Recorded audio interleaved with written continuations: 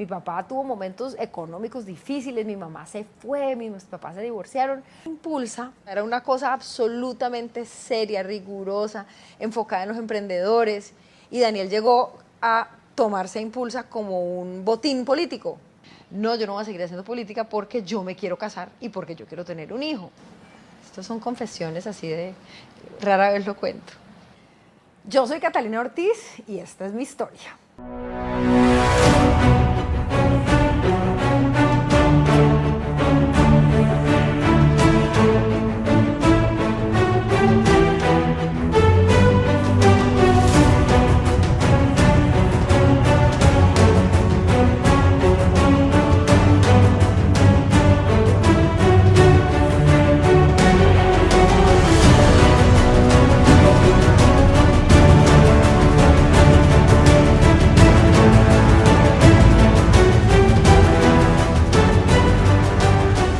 Yo nací aquí en Cali hace unos años, que no les voy a decir cuántos, porque una mujer es primero muerta que sencilla, y porque hay que andar contando la edad por ahí. Entonces nací aquí en Cali, mi papá había llegado de un pueblo, lo habían sacado de ese pueblo, la violencia, y llegaron acá, tenía 6 hermanos, son 7, y no había ni zapatos, había un par de zapatos para todos los hermanos, y mi papá tenía que como guerrearse poderse poner zapatos para ir a venderme el coche a los buses, porque en esa época el presidente Ospina, conservador, había echado, mire que la guerra con los Ospina viene desde entonces, desde esa época Ospina había echado a todos los maestros que eran liberales y se han tenido que venir, porque mi abuela era del magisterio, acá a Cali a buscar su destino. Acá pues conoció a mi mamá, se casaron y mi papá era muy revolucionario, era pues como lo que llaman un tirapiedra, y se ganó una beca, porque además de que era muy revolucionario, era muy juicioso, muy estudioso. Se ganó una beca y lo mandaron a Estados Unidos y allá aprendió inglés y allá hizo una maestría y allá incluso mi papá, pues imagínate, de un peladito que llega de Restrepo Valle sin zapatos a un señor que tiene un PhD en una de las universidades más prestigiosas del mundo, que es la Universidad de California en Berkeley. Yo cuento la historia de mi papá porque es uno de esos orgullos y es una de esas cosas que nosotros necesitamos más. Yo tengo una vida, ya me tocó gracias a que mi papá había podido estudiar una vida un poco más acomodada, pero juepucha, todo ha sido luchado. Estudiamos en la universidad gracias a que teníamos crédito ICETEX, incluso me devuelvo, estudié en el colegio gracias a que mi mamá era la secretaria del colegio y por eso los hijos de los empleados nos daban, no nos hacían pagar la matrícula completa y así fue que pudimos estudiar en el colegio aquí en Cali y pues tener una formación bilingüe. Yo tengo unos recuerdos espectaculares de Cali, de la cuadra donde vivíamos, que es donde todavía hoy vive mi abuela, que salíamos y nos manguereaban. Hoy nos dirían que estamos desperdiciando agua y nos regañarían, pero en esa época uno lo manguereaban en ese calor y uno salía y le echaba manguera. Éramos muy amigos con los vecinos, nos cuidábamos las casas, nos ayudábamos con los niños en el Limonar, el Gran Limonar, la primera etapa del Limonar. Entonces, tengo ese recuerdo, pero también no voy a negar que tengo el recuerdo difícil de mis papás, con problemas, tantos niños que nos toca que los papás se divorcien. Y mi mamá, cuando yo tenía 14, 15 años, ya se fue, porque consideró que aquí no tenía oportunidades para seguir creciendo en la vida. Y fue muy duro a los 15 años cuando mi mamá se fue del país, pero de nuevo, siempre como tomando la oportunidad. Entonces yo iba y la visitaba, siempre tratando de que si a uno le tocaba duro, pues había que aprender de eso y salir adelante. Si uno tenía un privilegio, una oportunidad, entonces uno la cogía y lo volvía lo más grande posible. Yo pude estudiar en ese colegio bilingüe por cuenta que mi mamá nos permitió estudiar allá con su trabajo, pero yo sí me encargué de que cada segundo que estuve en ese colegio me lo aproveché, aprendí, participé, fui la presidenta del curso, participé en todo tipo de temas artísticos. Yo no era muy deportista, pero hasta también jugaba fútbol cuando podía. Entonces es como esa mentalidad de que vamos a construir el futuro, de que no nos vamos a dejar amilanar, de que a uno le pueden tirar cosas difíciles. Mi papá tuvo momentos económicos difíciles, mi mamá se fue, mis papás se divorciaron, pero siempre era lo que tenemos, lo vamos a volver lo más berraco del mundo, vamos a hacer con lo que tenemos todo lo mejor. Me gradué del colegio y me fui a me fui a estudiar a Bogotá. Yo quería estudiar Derecho y en esa época, digamos que yo creía que las facultades allá eran mejores. Y mi papá me decía, pero ¿cómo voy a hacer yo para pagarle una universidad en Bogotá? Pues desde segundo semestre trabajando de mesera, de patinadora, de absolutamente todo para poder terminar Derecho en los Andes. Terminé. Cuando llegué a Bogotá, yo sí necesitaba trabajar, entonces hacía varias cosas. Uno, sí, trabajé como mesera en varios restaurantes, pero ya apenas en cuarto semestre ya me permitían ser patinadora. Entonces, volié buceta, expedientes, ¿no? Y me iba a los juzgados de Bogotá, trabajaba por una oficina de abogados y hacía la labor de patinadora. Yo siempre he tenido la actitud de que todos los trabajos son buenos porque uno va a aprender de ellos. Trabajé en un almacén, atendiendo pues la gente que llegaba a la orden, qué se le ofrece, qué necesita, que en esa talla, en la otra talla. Trabajé, ¿qué más hice yo? Como traductora.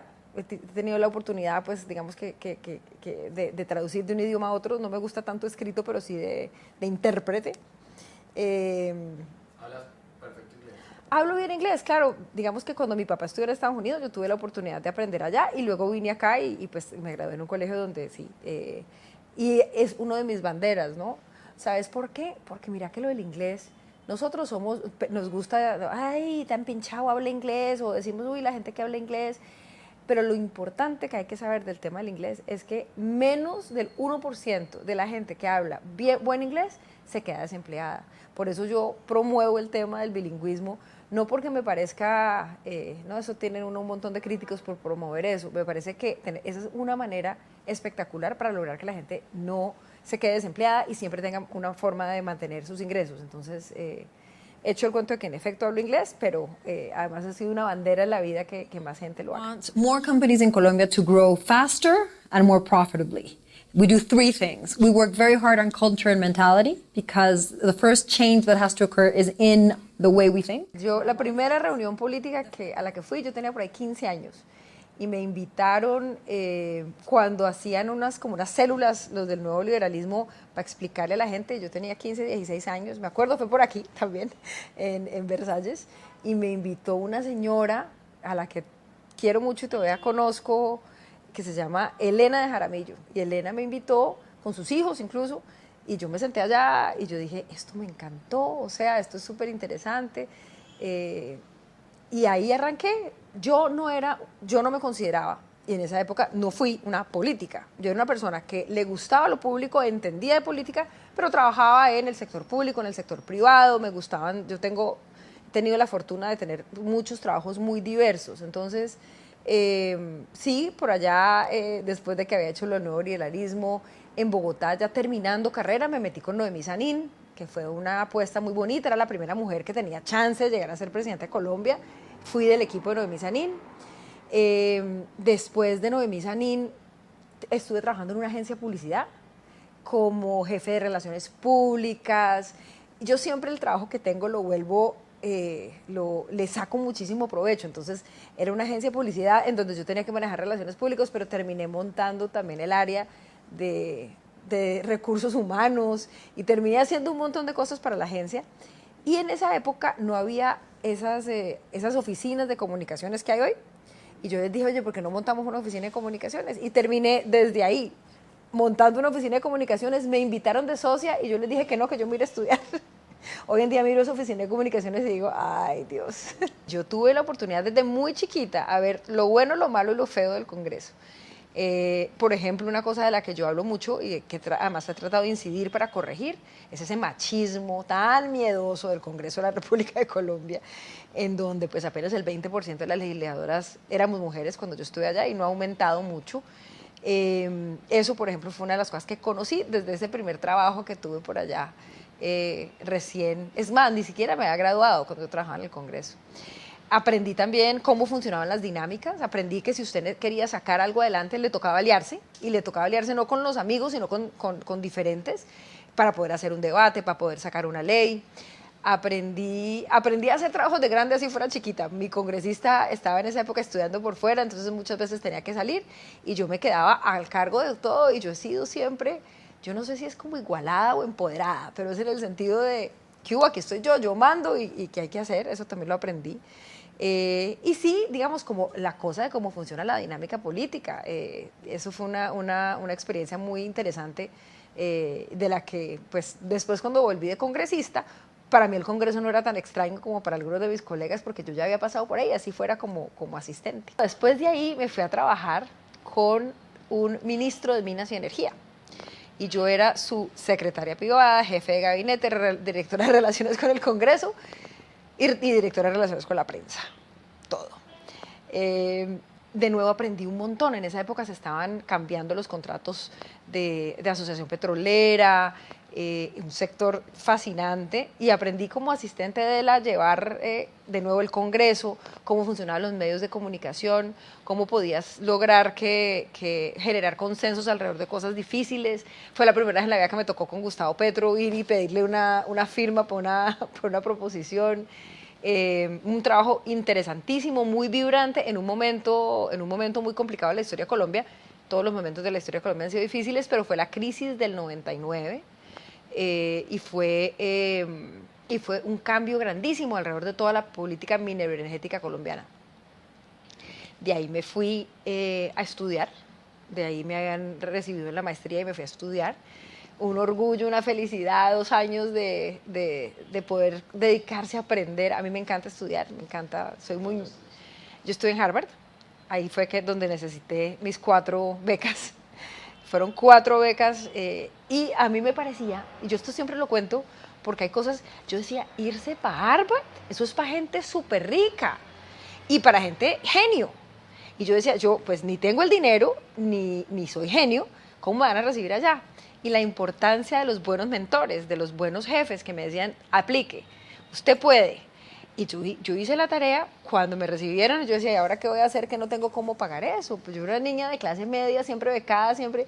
Entonces me tocó empezar a buscar esas becas y gestionarme 4 becas, y con esas becas fue que pude, y llegué allá a trabajar también, porque estudiaba, pero me tocaba trabajar para mantenerme como me tocó pues ser monitora de varias materias y demás, y hacer trabajos de investigación para poderme mantener allá. Pero pues imagínate, pues yo todavía, la gente no se da cuenta como lo único que fue haber podido llegar allá, haber podido sacarme 4 becas para poderme mantener allá, y por eso entonces lo valoro tanto, ¿no? Después de la maestría yo me quedé trabajando como diplomática de Colombia en Estados Unidos, trabajé con Luis Alberto Moreno, fui consejero político de esa embajada, una embajada donde nos fue muy, muy bien con el embajador Moreno. Después de eso me llaman y me dicen que en Colombia quieren montar la fundación de Terpel, de la gasolinera, que si yo me le medía a montar todo el tema de responsabilidad social empresarial, cómo esa empresa se iba a meter con sus comunidades, y yo dije, no, pues qué oportunidad tan bonita, me devolví a Colombia y ahí me puse a trabajar con Terpel. Después de estudiar, después de volver a trabajar, me casé en el 2007, me casé aquí en la Hacienda Oriente, un hombre maravilloso, uno de las personas más conocedoras y más innovadoras en los temas de estrategia en Colombia, un papá maravilloso de mi hijo Juan Felipe, que tiene 15 años, y digamos que la dimensión de Catalina, mamá y esposa, ahí está. Eso sí, y además vos lo sabes, y lo sabe, no lo sabe, pero lo sospecha la gente, un matrimonio y una familia en el marco de la vida política es difícil. El que diga que no, pues o no está casado o no está en política. Pero digamos que con la comprensión y el cariño y digamos, el respeto por los sueños del otro, se logra. Estas son confesiones así de rara vez lo cuento. No por nada, sino porque fue antes de casarme, antes de mi hijo, en el 2006, yo me lancé al Senado. Yo era la tercera de una lista cerrada que lideraba Enrique Peñalosa en ese momento. Y nos quemamos, porque pues además ese fue el congreso que terminó bastante envainado, pero fue una experiencia fantástica. Aquí en Cali, primera vez de nuevo, no la conoce nadie. ¿Quién es ella? Nadie la conoce. Como una primera cosa, en un mes y medio saqué como 13.000 votos, que eso es una cosa que la gente decía, ¿de dónde se sacó 13.000 votos? Y mucha gente me dijo, siga, usted sí sigue haciendo política. Y yo les dije, no, yo no voy a seguir haciendo política porque yo me quiero casar y porque yo quiero tener un hijo. Y yo sentía que si uno hacía política, la política sabemos que es de noche y los fines de semana. Entonces, es muy pesado para la familia y yo quería tener una familia. Ahí me caso, tengo a Juan Felipe y digo, bueno, ¿ahora qué voy a hacer? Y me puse a investigar sobre los temas de emprendimiento que estaban de moda en el mundo y Colombia muy atrasado en los temas de emprendimiento. Y con eso me llaman y me dicen, oiga, están fundando una agencia de emprendimiento que si a usted le interesa. Y le dije, me interesa muchísimo, claro que sí. Era un proceso meritocrático. Me presenté a una casa talentos, llevé mi hoja de vida. Y cuando yo vi que eso era del gobierno de Santos, yo dije, no, me van a decir que no, porque yo había sido la jefe de su campaña opositora, que era la de Mocus. Entonces yo dije, no, pero debo darle mucho crédito a mi jefe de ese momento, que no era precisamente el presidente, que dijo, oiga, pero ella es la mejor, ella se ganó el concurso, hay que nombrarla. Y me nombraron y yo fui desde arrancando Impulsa, es que no existía, era una liniecita en un plan de desarrollo, y yo le conseguí la plata, los programas, la cooperación y la relevancia internacional, pero lo más importante, 60.000 emprendedores en todo el país apoyados por Impulsa Colombia. Allá estuve como 5 años y fue una cosa muy emocionante haber podido fundar, idearse, crear y gerenciar durante 5 años el programa más importante de emprendimiento que existe hoy en el gobierno colombiano. 5 años muy felices, trabajando de la mano con los emprendedores, ayudándoles a conseguir plata, ayudándoles a conseguir mercado, ayudando a tratarnos entre nosotros los desafíos que tenemos de nuestras mentalidades. Hermosísimo trabajo, premiado internacionalmente también. A mí siempre me ponen 5 en conducta, yo siempre saco premios en lo que hago, no en una cosa, sino en todas, o sea, o me gano la beca, eso es parte de lo que uno, digamos, de lo que cuando yo hablo de que cada cosa que uno hace, uno tiene que llevarlo como a su máximo potencial. Si mi sucesor fue el alcalde Quintero, y no me acuerden de ese momento tan duro en mi vida.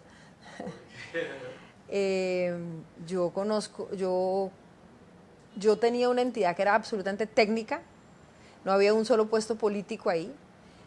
Yo había dado el giro pues como a la tecnocracia puro y yo no, o sea, era una cosa absolutamente seria, rigurosa, enfocada en los emprendedores, y Daniel llegó a tomarse a Impulsa como un botín político.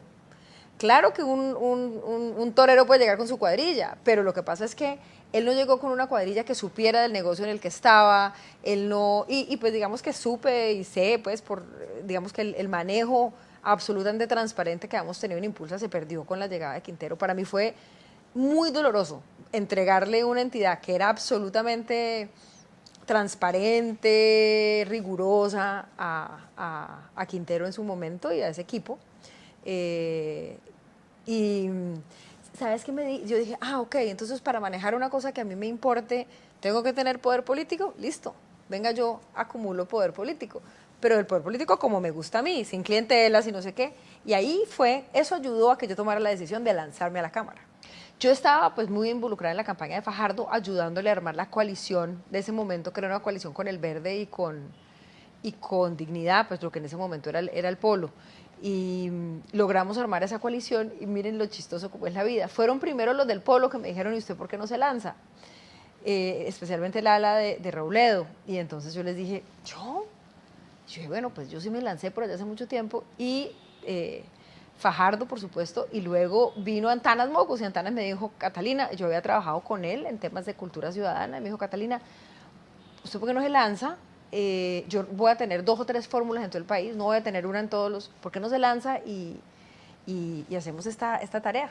Y hablé con mi esposo y mi esposo me dijo, hágale, y con esa bendición nos lanzamos y en 2 meses y medio, 3 meses tuvimos suficientes votos para ser representante de la Cámara.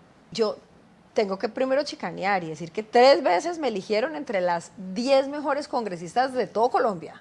3 veces, y eso es un panel independiente que escoge los mejores. Y 2 veces la mejor del Valle del Cauca. Entonces, pues digamos que la tarea se hizo bien. ¿Qué hace uno? O por lo menos cómo me planteé yo mi cámara, que cada uno hace la cámara que escoge, ¿cierto? Yo dije, mire, yo necesito ser muy buena trayéndole recursos al Valle. A mí ese cuento de que uno llega allá, los paisas tienen todo su tema arreglado, los costeños, y que el dinero para Cali no estuviera, yo me puse en la tarea de sacar los recursos para Cali y nos fue muy bien en esa tarea. Esa es pues como parte de mi historia en el Congreso. Yo saqué adelante un par de leyes.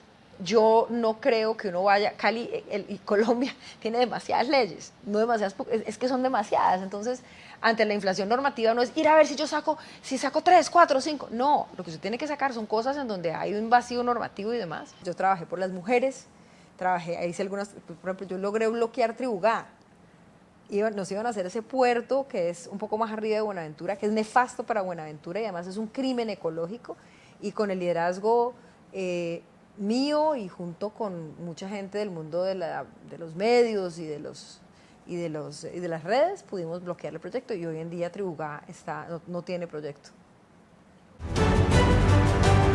Yo vengo trabajando de una u otra manera con Cali pues toda mi vida profesional, ¿cierto? Desde la primera vez que arranqué, desde que estaba en la Embajada de Colombia en Estados Unidos, me preocupaba porque cosas llegaran a Cali. Cuando manejé la fundación, monté proyectos en Cali. Cuando trabajé con Impulsa, me encargué de que hubieran temas en Cali. Y la verdad, a mí siempre Cali me daba una cosa encontrada. Por un lado, qué gente, qué talento, qué berraquera, qué esa cosa caleña que es tan poderosa. Y por el otro lado, qué ciudad tan enredada, tan problemada con la corrupción, tan llena de desafíos. Y eso era lo que a mí como que yo decía, pero pucha, o sea, ¿por qué? Yo nunca, por ahí lo he contado una que otra vez, pero es absolutamente cierto. Yo llegué a Cali, cuando llegué con la Fundación Terpel, yo armé programas con Terpel en todo el país, 7 ciudades. Y llegué aquí, a Cali, y me acuerdo que fui al CAM. Salí al CAM y me senté en las escaleras a llorar. Porque yo decía, es increíble que yo venga con los recursos de una fundación privada para hacer programas en educación y en cultura ciudadana y aquí no se pueda. Porque es que si el funcionario con el que vas a actuar no recibía algún tipo de comisión, pues no había interés.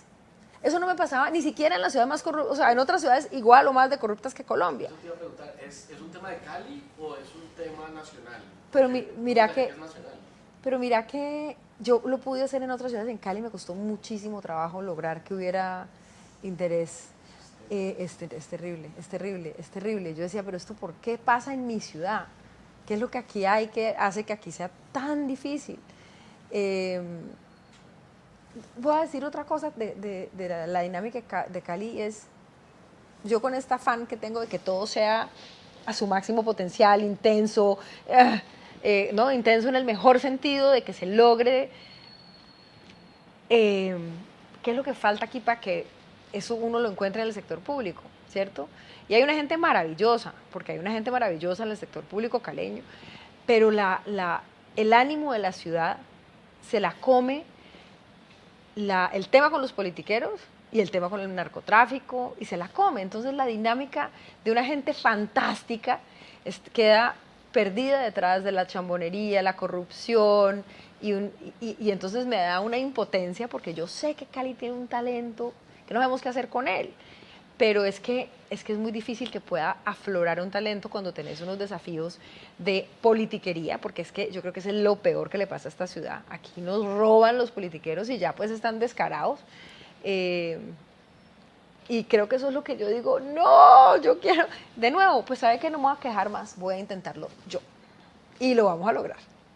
Yo tengo que decir que yo nunca he sido ospinista, ni en la primera administración, ni cuando conviví con él pues en el mismo partido, siempre le hacía oposición.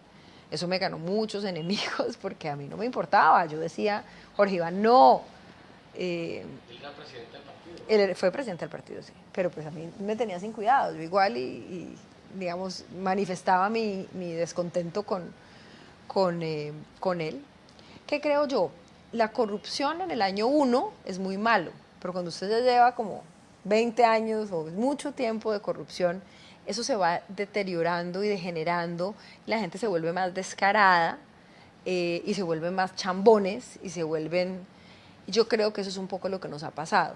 Yo creo que hay que decir que lo de Jorge Iván, su ausencia de liderazgo nos ha hecho mucho daño, pero es una ausencia de liderazgo en un contexto en donde ha habido otras manifestaciones en esta ciudad que no han tenido que se han portado igual a él. Es decir, aquí la contratación no solo la maneja él, aquí la manejan unas figuras que son absolutamente nefastas para la política vallecaucana y yo creo que se hizo crisis alrededor del tema de la pandemia y alrededor, digamos, de una actitud de servirse a sí mismo y de no servir a la ciudad, que es lo que uno ve que tiene en una buena parte de la administración pública en Cali.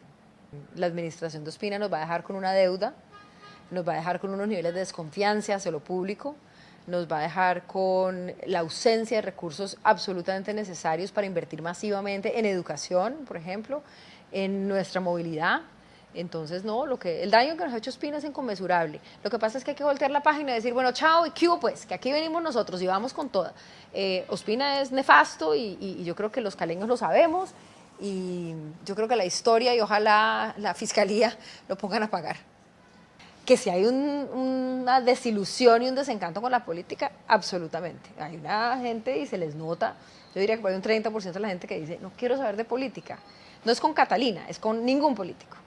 Y a esos son los que hay que decirles, no se dejen, es como si usted deja de creer en el amor porque le pusieron los cachos, hermano, el que se pierde el amor es quien porque por unos cachos o por un desencanto, por lo que sea, dice no más, hay que volver a creer, no hay nada que hacer, o sea, que uno va a poner su corazón en juego, sí, pero hay que volver a creer. Entonces, ¿cómo me va en la calle? Súper bien, con la alegría, con la curiosidad de la gente, aumentando el reconocimiento todos los días, porque yo no soy una persona muy conocida en Cali, cada vez me conocen más y a la gente le gusta lo que conoce. Cali tiene todo para ser un vividero, pero así, de ranking mundial. Entonces vamos a remover esas cosas que nos impiden ser el mejor vividero del mundo, vamos a mejorar esa movilidad, por supuesto la seguridad, pero también nos vamos a imaginar cómo podemos ser realmente superpoderosos, más allá de solamente el hueco y de solamente las cosas que hay que corregir hoy, pero que hay otras cosas, digamos, donde nos tenemos que soñar. Para mí el tema de la educación es clave. Yo soy del mundo educativo, en donde creemos que el motor que transforma la sociedad es la educación. Entonces va a ser una ciudad en donde la gente hable inglés, donde volvamos a tener una población con un muy buen nivel de inglés, eso les aumente su posibilidad de trabajar. Vamos a tener una población que tiene esas carreras, esa formación que les permita tener sus propios trabajos y que los empleen en empresas nacionales e internacionales. Yo creo que si nosotros logramos hacer eso en Cali, vamos a dar un paso importante para que no haya tanta violencia, pero sobre todo vamos a darle un paso a la prosperidad y al desarrollo de la ciudad. Y vamos a soñar en grande. ¿Por qué no los Olímpicos en Cali? ¿Por qué no que seamos una ciudad récord en la cantidad de empresas que somos capaces de atraer acá? Esa es la Cali que nos soñamos, esa es la Cali que es un buen vividero, esa es la Cali que es súper poderosa en el futuro. Lo primero con el tema de la corrupción es que nosotros tenemos que escoger bien, y eso parece como súper obvio, ¿no? Pero hay unos candidatos que o son la reencarnación de Ospina, o son la reencarnación de otras expresiones que nos han hecho tanto daño, o usted ya sabe que vienen de estructuras políticas que han hecho daño, ¿no? Entonces yo creo que los caleños tenemos que, primero, dejar de hacer una cosa que hemos hecho y que nos ha hecho daño, es un poco de folclore a la hora de elegir, ¿cierto? Un poquito de... yo puedo ser Catalina Lao, pero Catalina Lao estuvo en Harvard, ¿cierto? No podemos volver a elegir una cosa folclórica, chistosa, amable, no podemos hacer eso, o sea, no podemos darnos el lujo de no escoger con los criterios correctos. ¿Y cuáles son los criterios correctos? Yo creo que el primero es una persona que se note, que se sepa, que se vea en su experiencia que no ha tenido problemas manejando recursos públicos. Lo segundo, que tenga experiencia, porque bueno, pues es que nunca se ha robado nada, sí, pues es que nunca me ha dejado nada. Yo he manejado cientos de miles de millones de pesos, cientos de miles de millones de pesos y no se ha perdido un peso, jamás. Entonces yo creo que esa es la segunda, ¿cierto? Como primero, transparencia, segundo, experiencia, y el tercero es como talante, ¿no? Como perrenque. O sea, nosotros no estamos para como dirían las abuelas, como para un dormido por ahí. No, necesitamos una persona. Y bueno, la ñapa es que esa mujer, porque yo creo que Cali está listo, Cali está súper listo, es muy bonito la gente en las calles que te dice, queremos una mujer, es una cosa muy rica de sentir en la calle. Cali siente que es el momento de tener una mujer en la alcaldía y les vamos a dar el gusto. Yo soy Catalina Ortiz, Catalina la O, y esta es mi historia. Catalina la O.